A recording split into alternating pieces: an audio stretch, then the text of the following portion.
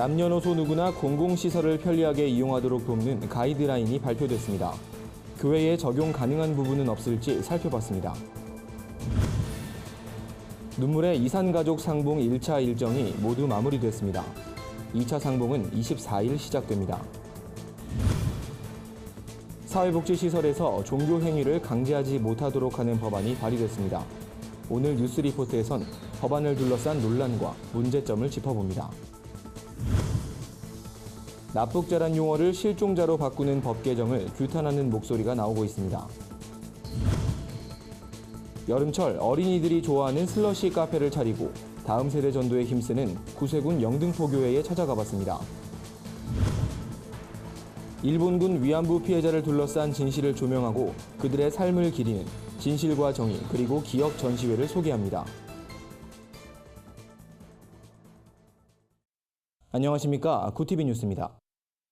행정안전부가 장애와 나이, 성별, 언어와 관계없이 모든 이용자가 편리하게 시설을 이용하도록 돕는 시설 설계 기준을 발표했습니다. 우리 사회 모든 구성원을 배려하기 위한 건데요. 교회 공간에도 적용하면 어떨까요? 자세한 내용 한혜인 기자가 보도합니다. 모든 사람들이 편리하게 공공청사를 이용할 수 있도록 돕는 공공청사 유니버설 디자인 가이드라인이 발표됐습니다. 가이드라인은 공간별 설계 기준과 리모델링 할 때 적용 가능한 요소 등이 수록됐습니다. 이번 가이드라인은 우리 사회가 고령자나 장애인과 같은 사회적 약자를 더욱 배려할 수 있게 됐다는 평가를 얻고 있습니다. 때문에 교회 공간에도 적용해야 한다는 목소리도 나옵니다. 리모델링 할 때 이런 유니버설 기준이라든지 이런 것들을 좀 더 적극적으로, 예를 들면 뭐 수유 공간이라든지 그다음에 뭐 임산부를 위한 어떤 그런 공간이라든지, 그러니까 장애인이 전혀 일반인과 어떤 그런 괴리감이 없이 그냥 자연스럽게 이렇게 예배 드릴 수 있는 그런 공간이. 가이드라인에 따르면 건물의 통로와 도로 사이엔 문턱을 없애 통행자의 안전을 고려해야 합니다. 유모차와 지팡이, 휠체어가 끼이지 않는 구조로 이음새를 제작하는 것이 중요합니다. 주차장의 경우 장애인이나 임산부가 이용하는 주차구역을 건축물 출입구와 가까운 곳에 설치하도록 했습니다. 엘리베이터 버튼은 조작이 편한 양각 형태가 좋고, 엘리베이터 문이 열리고 닫힐 때엔 층수를 쉽게 인지할 수 있도록 사인을 설치해야 합니다. 화장실 안에는 안심 비상벨을 설치하도록 했습니다.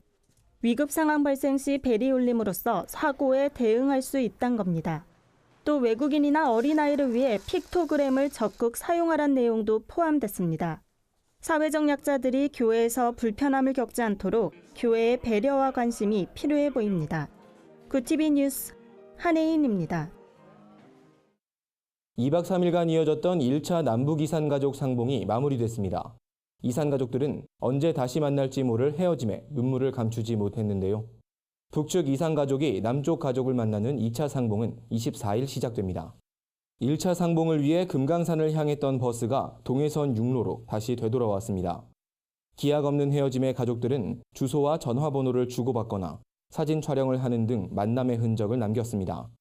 이들은 방북 첫날인 20일 금강산 호텔에서 단체로 상봉한 뒤 환영 만찬과 개별 상봉, 작별 상봉 등 모두 12시간 동안 만남을 가졌습니다.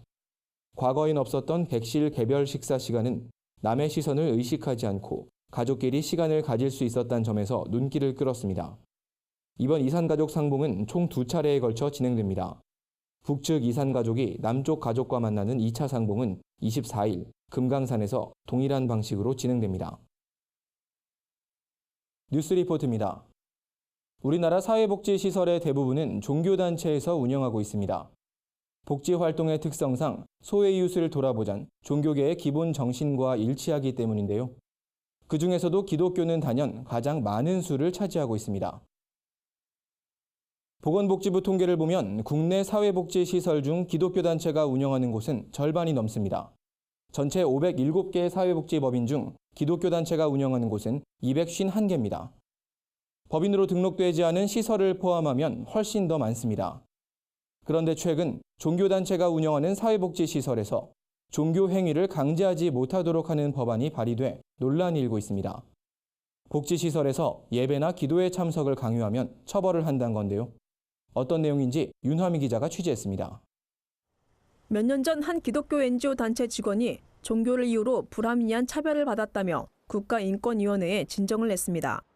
이 직원은 입사 후 종교 행사 참여를 강요받았고 참석하지 않자 권고사직 압박을 받았다고 주장했습니다. 그러나 단체 측 입장은 달랐습니다. 직원에게 회사가 정한 방침을 설명했고 이에 동의해 입사를 결정했다는 겁니다.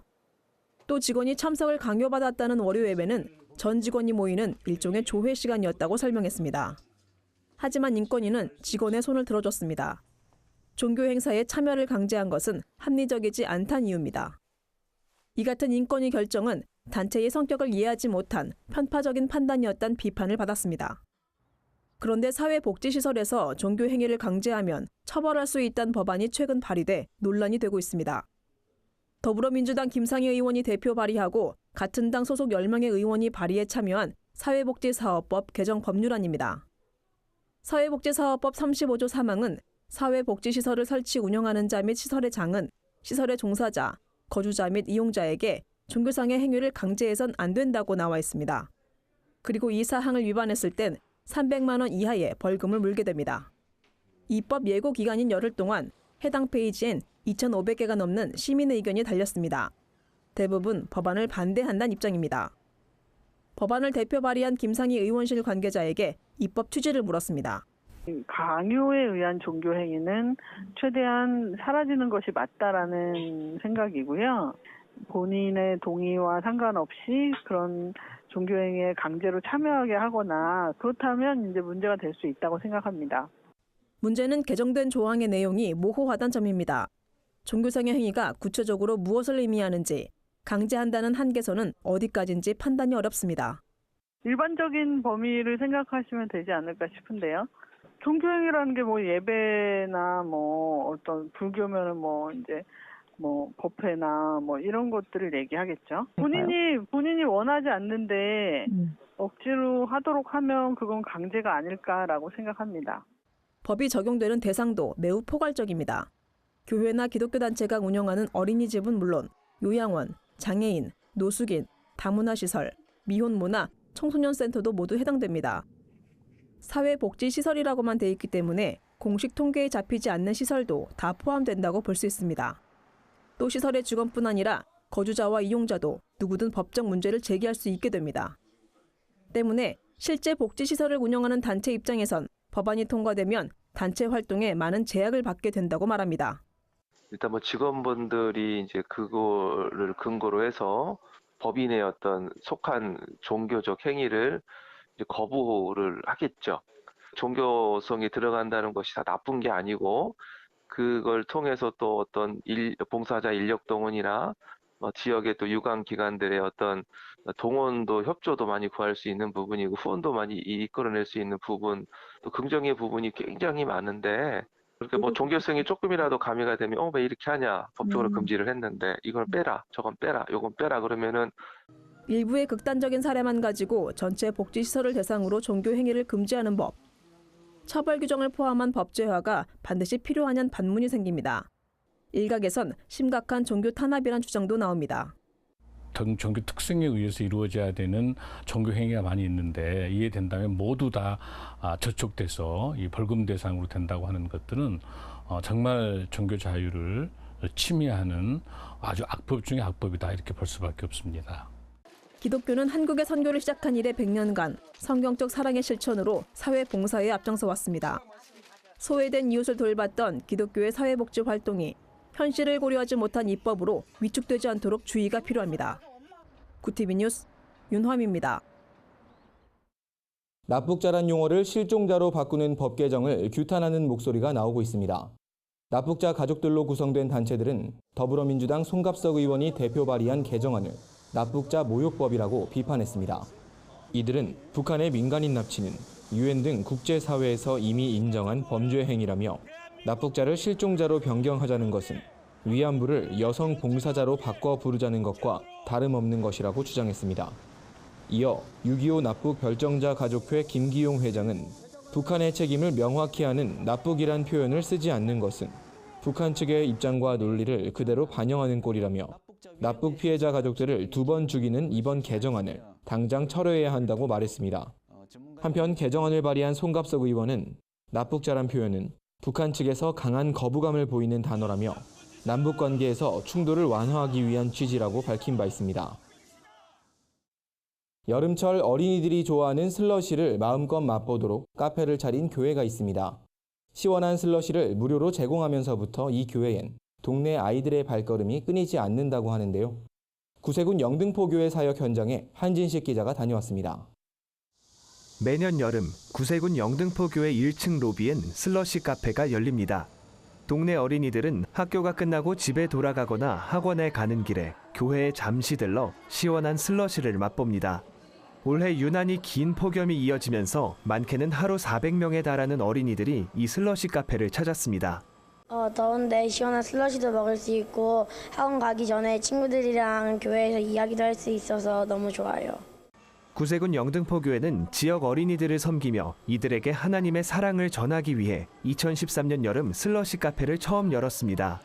슬러시를 맛본 어린이들이 입소문을 내면서 이곳은 자연스럽게 동네 아이들의 핫플레이스가 됐습니다. 교회 성도들의 꾸준한 섬김은 전도로 이어지기도 했습니다. 슬러시만 받고 가던 아이들이 하나 둘 주일 예배에 나오기 시작한 겁니다. 처음에 슬러시를 마시러 교회에 오게 됐는데 지금은 교회가 제2의 집처럼 느껴져서 너무 좋습니다. 이제 교회도 다니면서 예배도 드려요. 교회는 아이들이 슬러시를 마시러 교회에 찾아올 때마다 쿠폰에 도장을 찍어줍니다. 쿠폰의 확인 도장을 모두 채우면 선물도 받을 수 있습니다. 교회가 이렇게 문턱을 낮추자 지역 어린이들은 편안하게 교회를 드나듭니다.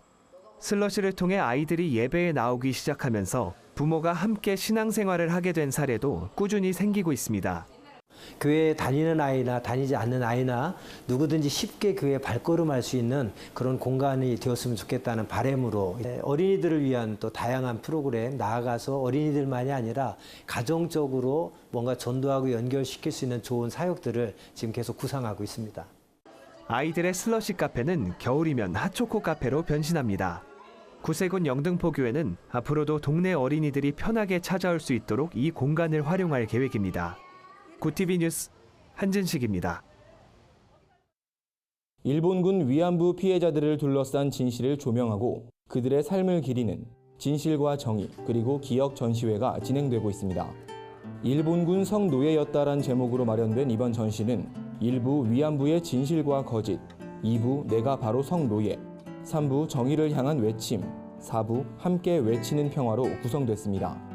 전시에선 어린 나이에 일본군에 끌려가 수모를 당한 피해자들의 가슴 아픈 이야기와 일본 측의 역사 지우기 시도 등 위안부를 둘러싼 진실을 마주할 수 있습니다. 피해자의 아픔을 기리기 위해 국내 102곳과 해외 22개 지역에 세워진 평화비 지도도 마련됐습니다. 전시회장 한켠엔 평화의 소녀상 조형물이 세워졌습니다. 진실과 정의 그리고 기억은 오는 11월 11일까지 광주 5.18 민주화운동 기록관, 제주 4.3 평화 기념관, 부산 국립일제강제동원 역사관 등 전국에서 만날 수 있습니다. 오늘의 사회 이슈를 한진식 기자가 종합해드립니다. 오늘의 이슈 포커스입니다. 19호 태풍 쏠릭이 한반도를 강타하면서 24일 서울 지역 학교들이 휴교에 들어갑니다. 태풍 쏠릭의 이동 속도가 예상보다 느려지면서 피해가 커질 것을 우려한 조치입니다. 한편 태풍 쏠릭이 핥히고 지나간 제주 지역엔 피해가 속출했습니다. 관광객이 물살에 휩쓸려 실종되는가 하면 수천 가구가 정전 피해를 입고 방파제가 유실됐습니다. 문재인 정부가 최악의 고용 참사란 성적표를 받아든 가운데 정부와 여당이 내년도 일자리 예산을 대폭 확대하기로 했습니다. 김동연 경제부총리는 국회에서 열린 2019년도 예산안 당정협의에서 일자리 예산을 역대 최대치로 확대해 기업의 일자리 창출에 적극 노력하겠다고 말했습니다. 술에 취해 소방차를 가로막은 혐의로 재판에 넘겨진 30대에게 벌금형이 선고됐습니다.